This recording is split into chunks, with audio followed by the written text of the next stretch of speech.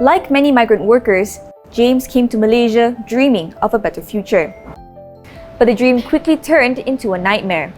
First, his employer confiscated his passport. Then came the abuse. When I worked in under one boss, that boss used to abuse me, using a vulgar language against me, and he used to beat me. He wanted to escape, but there were other problems. No passport, no permit, no salary, no money. Where can I go? In the end, the Indian national managed to escape. But it is a different story for other migrant workers who are victims of forced labor. Malaysia's stand on forced labor is clear. The federal constitution strictly prohibits it, but bad bosses mean it is still very much a reality.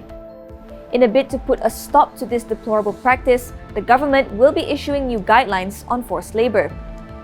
Part of the National Action Plan on Forced Labor, the initiative focuses on prevention, victim protection, prosecution, and partnership. For victims of forced labor, such as 52-year-old James, the guidelines are good news. Okay, so definitely it is very good for the laborers, employers. Okay, employees and employees, it is very good. Well, so in my opinion, there is a awareness. We must create awareness among the employees, especially foreign laborers. Another victim, Stephen, says the guidelines could ensure migrant workers have a voice. Yeah, it's a very good idea because we are suffering from a very difficult life situation we are facing in Malaysia. This was very helpful to us, very much because we have no one to help in Malaysia. The 20-year-old came from India as an electrician but was instead forced to do back-breaking construction work.